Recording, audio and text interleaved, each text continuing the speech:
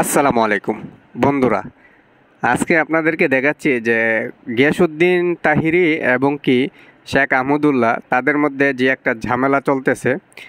তো সেইটা নিয়ে তাহিরি হুজুর, গিয়াসউদ্দিন আর তাহিরি হুজুর তিনি শেখ আহমদুল্লাহরে 48 ঘন্টা আলটিমেটাম দিছিল। তো এখন 48 ঘন্টা আলটিমেটাম তো চলে গেছে, শেখ আহমদুল্লাহর কাছ থেকে কোনো সাড়া পাননি তিনি।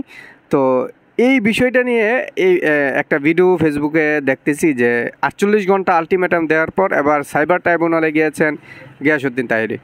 তো কেন গিয়েছেন সেটাই তো আমরা পরে জানতে পারবো। তো আসলে এই ভিডিওটা দেওয়ার পর প্রায় 30 লাখের উপরে মানুষ দেখছে। হ্যাঁ, 3 মিলিয়নের উপরে ভিউ হয়েছে।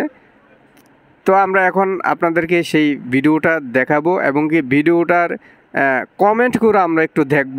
হ্যাঁ, আসুন আমরা কমেন্টগুলো একটু দেখি আর আপনাদেরকে এটা রিয়েক্টও পড়েছে অনেকগুলো, তো রিয়েক্টগুলো একটু দেখব। শেষ পর্যন্ত দেখবেন, আশা করি আপনাদের ভালো লাগবে। এই ভিডিওর মধ্যে প্রায় আপনার 30 লাখের উপরে ভিউ হয়েছে এবং রিয়েক্ট পড়ছে প্রায় 2 লাখের উপরে। তো এই জায়গার মধ্যে শেখ আহমদুল্লাহর একটা ছবি দিছে যেটার মধ্যেই নাকি রিয়েক্ট পড়ছে 16,000। আর সব রিয়েক্ট পড়ছে লাভ রিয়েক্ট, কেয়ার রিয়েক্ট, হাহা রিয়েক্টের কোনো কারণ নাই অথবা আমরা পাই নাই।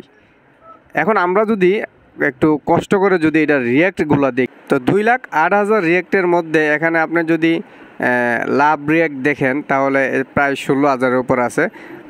আর হাহা রিয়েক্ট যদি বলেন তাহলে 1,30,000-এর উপরে আছে। তো এই হচ্ছে সাইবার ট্রাইব্যুনালে যাওয়ার ভিডিও ছাড়ার পর তাহির হুজুরের ভিডিওর অবস্থা, এই আর কি।